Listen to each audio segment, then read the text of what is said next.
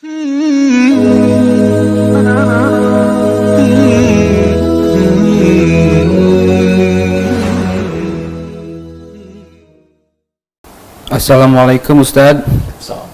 Izin bertanya, ada orang yang mengatakan bahwa dalam surat Al-Ahzab dan An-Nur, di dalam ayat tentang seruan wanita berhijab tidak ada kata wanita berhijab, tidak ada kata tanda kutip wajib menggunakan hijab di dalam ayat tersebut. Karena wanita tersebut dengan kekeh jika memang ada kalimat wanita wajib berhijab, tunjukkan. Ketika saya mencoba menerangkan, saya cek translate memang tidak ada kata wajib, jadi saya tidak mampu menjelaskannya. Tapi saya yakin jika perintah Allah bukan tawar-menawar lagi. Mohon sekiranya Ustadz dapat menjelaskan kewajiban wanita berhijab, walaupun di dalam Al-Quran di terjemahan bahasa ini tidak ada kata wajibnya. Jazakallah. Semoga Allah memberikan rahmat kepada saudari kita yang bertanya, dan pertanyaan ini yang diwakilkan oleh saudari kita sangat berbahagia. Ini menunjukkan bagian dari kekuatan iman yang ingin menggali lebih jauh tuntunan dari firman Allah Subhanahu wa taala. Baik, secara singkat tadi kita bisa dengarkan bahwa beliau mendapatkan pertanyaan dari saudarinya, ya, tidak ada kata perintah wajib, ya, di terjemahan. Ya, ingat, di terjemahan. Tidak ditemukan di terjemahan kata wajib dari ayat-ayat yang bertutur tentang hijab. Tadi menyebutkan surah An-Nur dengan Al-Ahzab. Baik, sebelum kita sampai ke suratnya, itu tepatnya nanti di Quran surah ke-24 An-Nur ayat 31 dengan Al-Ahzab surah ke-33 ayat 59. Ya. Sebelum sampai kedua surah dan dua ayat itu, saya ingin berikan penjelasan dulu, ya. Terjemah itu adalah tampilan, ya, makna tekstual, ya, tampilan makna tekstual dari sumber kalimat, ya, tertentu yang ingin disampaikan kepada kita, keumuman makna tekstualnya. Karena sifatnya tekstual, maka setiap katanya akan diterjemahkan per kalimat tanpa mengandung unsur-unsur hukum yang terdapat di dalamnya. Nah, jadi kalau terjemah itu secara umumnya belum mencakup tuh cakupan hukum, dia hanya menerjemahkan tekstual saja. Contoh begini, kalau di Quran ada kul, maka diterjemahkan dengan katakan. Nah, dia nggak akan berbicara apakah sifat katakan ini hukumnya wajib atau sunnah atau boleh saja. Yang penting ada kul, terjemahkan katakan. Ya, kutiba, terjemahkan diwajibkan. Ya. Misalnya di setiap kalimat akan diterjemahkan sesuai dengan katanya saja. Dan terkadang begini, terkadang bahkan terjemah itu tidak bisa masuk pada makna yang dalam, yang membedakan dua kata yang mirip, ya, padahal konteksnya bisa berbeda, ya, diterjemahkannya sama. Contoh begini, apa artinya insan? Manusia. Insan, manusia. Apa artinya ins? Ya, ma'syaral jinni wal ins, manusia juga. Apa artinya nas? Qul a'udzu birabbin nas, manusia juga. Bayangkan, ins manusia, insan manusia, nas manusia. Kalau ketiganya terjemahannya sama-sama manusia, kenapa diungkapkan dengan kata yang berbeda? Ya. Baik, wahyu pertama turun apa? Iqra, artinya apa? Bacalah. Nanti Anda buka Quran surah ke-29 ayat 45. Di situ tulisannya utslu ma uhya ilaika minal kitab. Ketika dibuka terjemahan, maknanya sama, bacalah. Yang satu bacalah, yang satu bacalah. Padahal dua katanya diungkapkan oleh Al-Quran dengan kata yang berbeda. Satu iqra, kedua utslu. Nah, karena itu, poin pertama, kita ingin ambil garis besar dulu bahwa terjemah itu tidak membawa hukum fikih. Ya, tapi hanya menampilkan makna tekstual dari rangkaian kata yang diterjemahkan. Ya, jadi hanya menampilkan kata tekstual saja. Kalau kita ingin mengambil hukum dari terjemahan itu, maka kembalikan kepada kalimat asalnya dengan menerapkan kaidah-kaidah hukumnya. Baik, contoh begini misalnya, kita kembalikan ke ayatnya. Baik, tadi di situ berbicara surat An-Nur, ya, surah ke-24 ayat 31. Itu berbicara tentang hijab. Ya, lebih tepatnya dasar hijab yang berbentuk yang paling dasar, yaitu kerudung. Ya, Allah berfirman, wa qul lil mu'minati yaghdudna min absarihinna. Dan Muhammad sallallahu alaihi wasallam katakan, ya, pada setiap perempuan beriman hendaknya ia memalingkan pandangannya dari yang dilarang. Ya, palingkan pandangannya dari yang dilarang. Wa yahfadna furujahunna, dan jaga kehormatan dirinya. Ya, jangan berzina, jangan selingkuh. Yang paling menarik sampai nanti muncul kalimat dari Allah Subhanahu wa taala, wal yadribna bi khumurihinna ala juyubihinna. Ya. Ya, kata Allah sebelumnya, wala yubdina illa ma dhahara minha, ya, jangan menampakkan tampilan dirinya kecuali yang tampak saja. Ada yang menafsirkan nanti wajah dengan telapak tangan. Kemudian, nah ini dia, pakaikan kerudungnya sampai dengan ke dada. Ya, sampaikan pada perempuan pakai kerudung, ya, batas paling minimalnya sampai ke dada.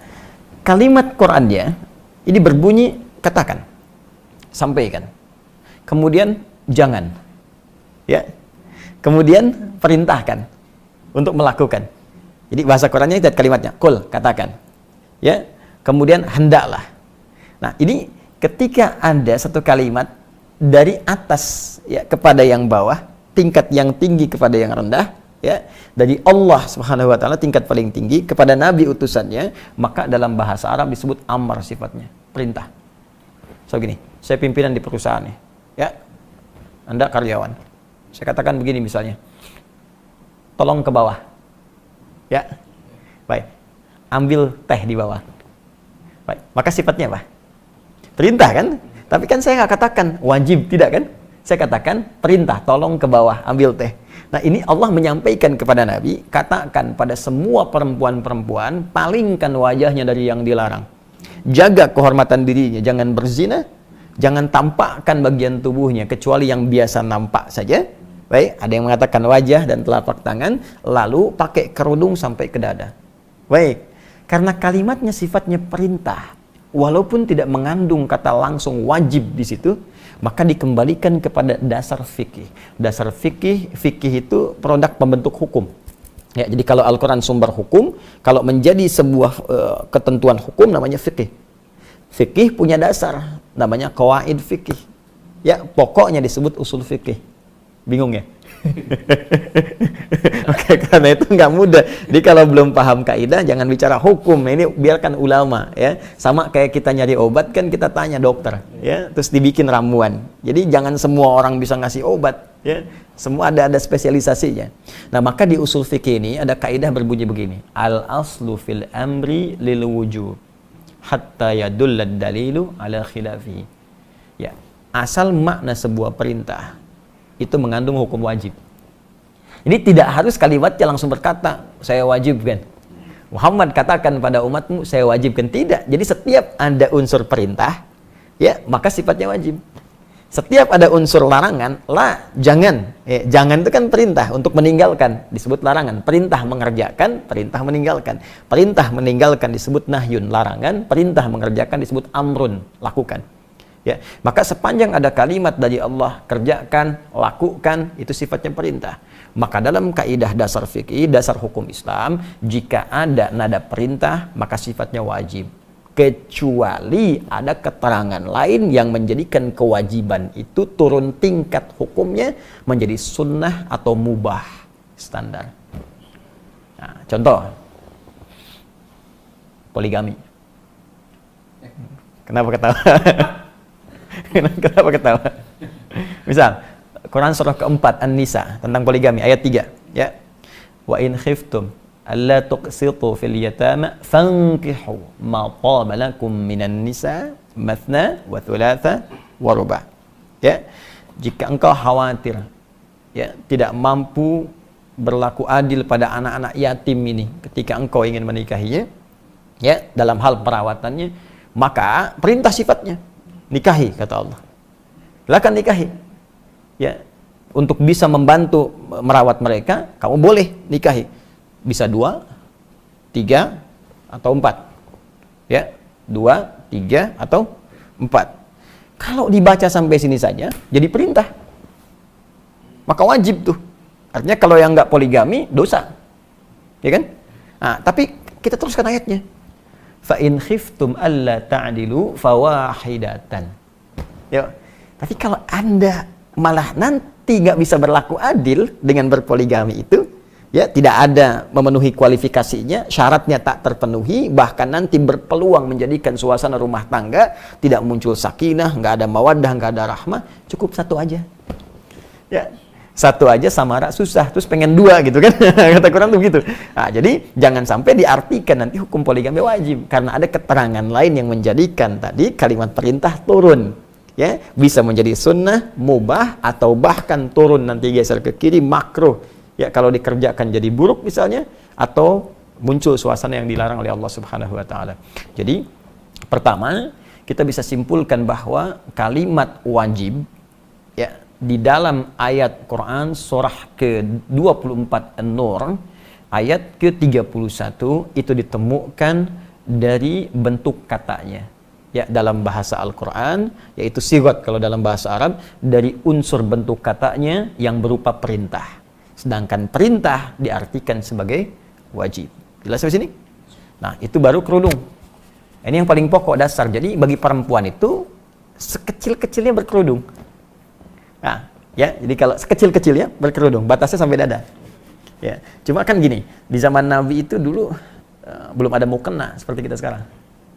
Ya, kain boleh jadi terbatas. Jadi kalau muncul perintah sholat misalnya, ya, atau misalnya ini ketiup angin sedikit ini bisa terbuka dan sebagainya, kan? Nah, ini karena itu dalam hal tertentu muncul kejadian ada sebagian perempuan malam-malam mau ke toilet diganggu oleh preman-preman di awal masa Islam. Di preman sudah ada dulu. Nah, cuman pada taubat. Jadi kalau sekarang masih ada preman telat gitu ya, telat. Nah, jadi diganggu. Nah, saat diganggu dilaporkan pada Nabi, esoknya turunlah Quran surah ke-33 Al-Ahzab ayat 59. Ya, Allah berfirman, ya ayyuhan nabi qul li azwajika ya wa banatika wa nisa'il mu'minin yudnina 'alaihinna min jalabibihinna. Ya, wahai Nabi SAW, katakan, perintahkan. Nah, qul, katakan, perintahkan. Ya, kepada istri-istrimu, anak perempuanmu dan perempuan beriman dimanapun. Imannya dipertaruhkan. Dipertaruhkan. Apa yang dikatakan di sini? Mulai sekarang rendahkan, ya, jilbabmu, kerudungmu itu rendahkan jilbabnya. Jadi menutup lebih bawah lagi. Ya, asa an yu'rafna fala yudzain. Dengan demikian dikenali, nanti kamu nggak diganggu lagi. Jadi ayat ini ingin menegaskan kerudung yang dipakai itu sebagai identitas bagi seorang muslimah. Yang kedua, penanda kekuatan iman, kan? Yang ketiga, kalau sudah mengenakan begitu, maka muslim-muslim, pria-pria mesti peduli. Kalau diganggu, mesti dilindungi. Ini sebetulnya jilbab itu Allahu Akbar, sayang Allah. Jadi bukti cinta Allah kepada perempuan beriman, itu diturunkan jilbab. Asalnya supaya nggak diganggu gitu. Jadi saking sayangnya Allah pada setiap perempuan beriman, jangan diganggu perempuan beriman. Ya, dari mana kita tahunya ya Allah dia beriman? Lihat, berjilbab gak? Ini identitas pertamanya. Di sepanjang Anda menemukan yang berjilbab diganggu, bantu mereka.